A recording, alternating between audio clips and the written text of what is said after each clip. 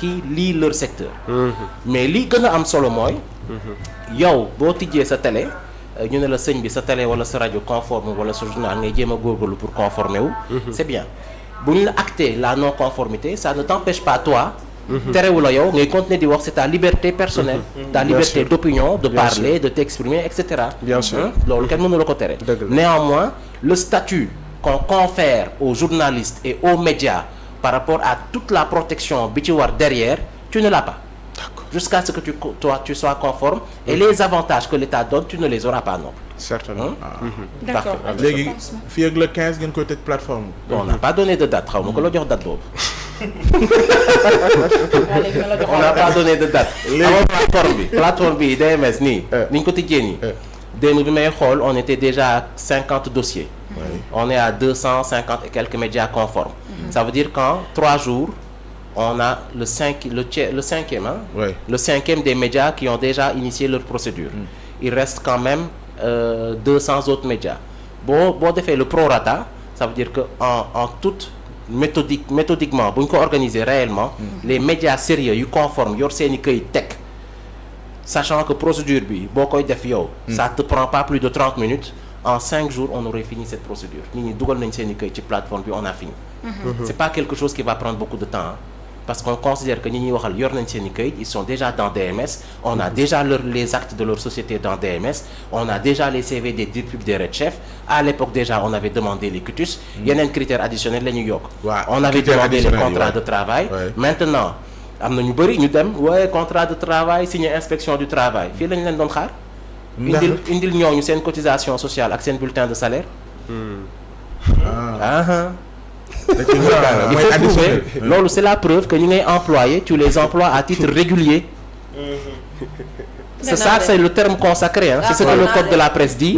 c'est ce que le décret dit employer des journalistes et des techniciens à titre régulier voilà c'est hyper important décision yi ngay def nii léegi gis naa ñu commencé casse naan données personnelles xaw ma la données personnelles léegi yow boo demee banque pour faire un prêt banque bi ban élément la lay laaj pour nga prouver ko que ne yow tu es employé quelque part à titre régulier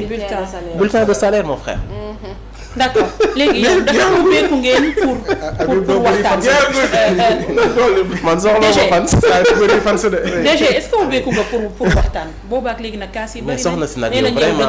ne ko di ma déglu. non maa ngi lay déglu man ci waxtaan laa dëkk matin midi soir. mais dafa mel ni actuellement. ci application nga nekk. waaw mais ba tey ubbeeku nga pour waxtaan. léegi lan nga bëgg dama bëgg ñu aj FADP bi waxtaan ba ci kanam man xaw ma lu ma bëgg de parce que boobaak léegi ñoom ñu ngi kaas mais est-ce que pare nga pour waxtaan ak ñoom parce que boobaak léegi kooku lu mu puisse dire ñoom ci nee nañ ci ëttu presse yow noo tudd déjà Seynabou man ci waxtaan laa dëkk boo xoolee sunu historique rencontre yi je pense qu'on a tenu pas moins de 10 rencontre présentation avant projet loi régulateur rencontre présentation code de la publicité séminaire code de la publicité il y a eu 5 rencontres comité technique sur le régulateur rencontre chroniqueur concertation sur les recommandations à l'issue des demandes du chef de l'État du secteur des médias rencontre de consolidation des concertations et des recommandations des assises rencontre avec les chroniqueurs sur le statut de la chronique rencontre avec les créateurs de contenu une deuxième rencontre avec les créateurs de contenu il y a eu 3 réunions techniques au ministère de la bëgguñu loolu de ñii li ñu bëgg mooy nga ñëw toog ak ñoom ci bureau jox leen café ñu naan ak ndox bu sedd ñu la amul lu mooy problème nga ne ni laa koy régler les problèmes là tout est on connaît les problèmes on est en train de les résoudre ñoom ñooy waxal seen bopp ñoom ñoo ne il faut assainir la presse ñoom ñoo ne il faut veiller à ce que les employés soient respectés que la convention collective soit appliquée mais la convention collective c'est les contrats et les quitus de l'IPRES et de la cotisation sociale et les bulletins de salaire ñoom ñoo ne il faut que médias yi verser droits d'auteur et droits voisins SODAV ñëw waxaat code de la presse bindu ko il faut être à jour sur les Pape Ousmane yaa ngi ni yow moom amoo loo wax yow moom yaa ngi ni Pape kii ne yow la voilà léegi Pape biiru iyaare biiru iyaare maa ngi dem naa ñëw xaaral may ma tudd xaaral rek bu soxla DG wanank rek DG mi pareetul sax démb gis nga démb bàyyi ma raconter la sama journée démb dama commencé matinée réunion ñu pare URAC ñëw ne réunion moom tam rajo communautaire gàddul ma 50 rajo pareegu ma Senpix ñëw réunion ci kaw réunion boobu pareegu ma jeune reporter ñëw fekkaat ñu ci biir je veux dire je passe mes journées à me concerter et à parler Mais c'est pas le problème moo tax ma ne leen yéen il faut ngeen def tamit votre travail d'analyse ñi ngeen di wax les voix discordantes c'est qui ces voix discordantes la question non naka DG xam na fi mu ñëw fan la c'est qui les voix grandes est-ce que daan nañu bàyyi les voix discordantes c'est qui déjà lañ gën di seetaan. appel la pour la c'est plupart les mêmes personnes wala c'est deux personnes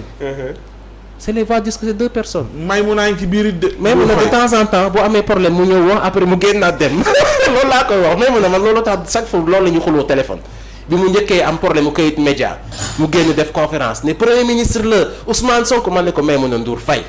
yow xam nga ne say kayit moo manqué léegi say kayit bu matee ba nga jàll est-ce que di nga génnaat wax ne samay kayit moo manqué woon du Ousmane Sonko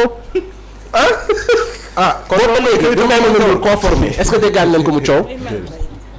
léegi bi muy defaat émission bi jàllul baaxul mu génnaat coow encore mu xam ne ndekete en réalité c'est une défiance à la justice est-ce que déggaat ngeen ko depuis lors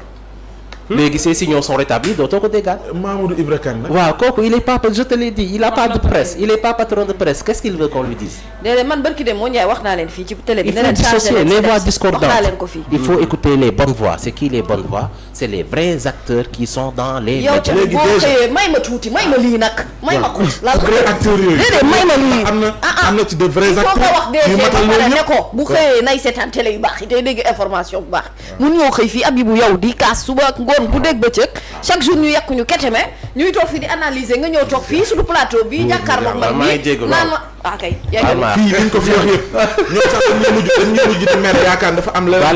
baal leen ma fekk na loolu lañ bëgg muy leer loolu baal leen ma mais moo koy ci nangu ñooñu ñëpp laa wax waaw est-ce que am na ci ñoo xam te ne wax dëgg neex yàlla bu ngeen ñëwee càmbar leen gis ngeen ni ñu ngi wàccoog loolu yëpp waaw franchement am naa njort bu rafet am naa si njort bu baax sincèrement man awma sikki saaka que ne sincèrement y a des médias sérieux ñooñu ils vont passer sans problème parce que dès la première liste ci première liste bi am na ñu indi sax ba dugal seen bilan financier dugal seen cutus il y a des gens c'est des élèves sérieux ils vont passer et on les saura des élèves sérieux. oui il y a de bons élèves il y a de mauvais élèves il y a des perturbateurs et il y a des agitateurs c'est comme une salle de classe waaw te yow da nga pare pour régler leen. non man réglé wu ma kenn man j'applique la loi le règlement su ma paree je cherche du travail je retourne d'où je viens c'est tout. censeur bi ngeen ci yokk nag SODAV si la bokk. waaw c'est les droits d'auteur yokkuñ ko ci 2021 c'est dedans droit d'auteur et droit voisin. exactement c'est dedans. mooy voilà jingal il faut regarder le décret 2021 FADP. loolu tam yéen il faut ngeen xam si charte yi leen tënk. ma ne borom bor yoo xam yi ñu nga ngi charte fay yi seen sànq bor yi yaa ngi ma wala attaqué yan bor. borom bor yi ñi amee ay bor borom det yi nekk ci presse bi nga xam ne amee nañu bor te nee nañu pour ñu defal leen ay moratoire ak yooyu waaw je pense je pense qu'à partir du moment où kenn indi quitus fiscal c'est que je suppose que yaa ngi am moratoire que yaa ngi parce que quitus duñu la ko jox tant que amoo une transaction en cours avec le fisc. donc quand tu apportes un quitus soit de deux choses l'une tu es à jour wala yaa ngi versé nànk-nànk bu leen fàtte ni tam ñun bi ñuy ñëw di soog a toog je pense décembre 2024 coow li c'était pas ça coow li c'était compte yi dañ ko bloqué waaye yéen a ngi fàttale ko te man bi ma xoolaatee dossiers yi compte yoo xam nga kañ lañ ko commencé bloqué 2021 amul benn compte bu régime bu bees bi bloqué c'était des avis à tiers détenteurs qui dataient de longtemps des procédures datées de longtemps léegi quand j'ai pris ce dossier en main ñoom ñëpp loolu laa je leur ai dit la même chose maa ne écoutez impôt et domaine du télé ngay toog di ko kaas buñ la joxe sa permis alkaati yi bu ñu ko jëlee doo dem benn rajo di ko kaas ba sa permis fekkaat la sa kër da ngay sol sa dàll nga dem vers l'administration concernée nga laajte un moratoire une transaction ñu jox la say këyit nga joxe engagement sur montant yi nga mën a verser selon les fréquences est-ce que déggati ngeen avis à tiers détenteur wala compte bu ñu bloqué te pourtant ils ne disent pas ça de nous duñ ko témoigner si ñun ça aussi c'est pour vous donner des éléments sur le niveau de bonne foi ou pas des acteurs certains ñi ñu am en face de nous mais waa front bi man j'ai appelé Sambou Biagui je leur ai dit qu'il leur offre du café oui mais déjà fan ngeen maanaam benn vision ngeen am ci presse boo xamante ni bi ngeen egsee nguur gi laay wax rupture la ñu woote à tous les niveaux bëgg aussi secteur bu ci nekk dox xëy na épouser vision bi yegg ci ñu am xëy na presse boo xam day uuteeg xëy na li nga laal ni sànq jàpp ni ay taar la ci moo ko tardel certainement am ngeen ay chantiers yoo xam te ne bu ngeen ci noppee am na nu ngeen bëgg presse yu mel nan la la vision dafa leer nañ bi ma yegsee programme bi mu ngi tuddoon développement secteur de la communication.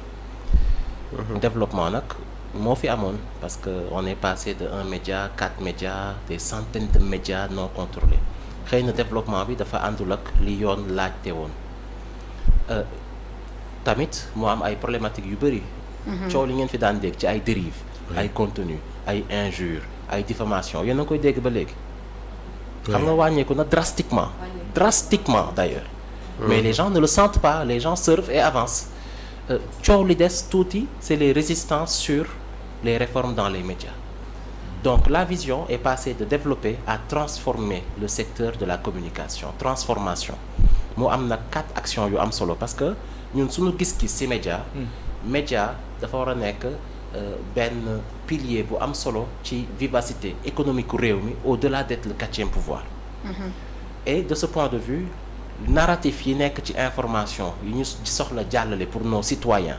mu nekk ay narratifs yoo xam ne nekkul kese ay narratifs complaisants vis-à-vis de l'État parce que la voie c'est la transparence n'est-ce pas ama kuy woote transparence il faut que nga sensibiliser sur les dérives et éviter les dérives donc il faut donc que l'information soit à tel point responsable qu'elle soit adaptée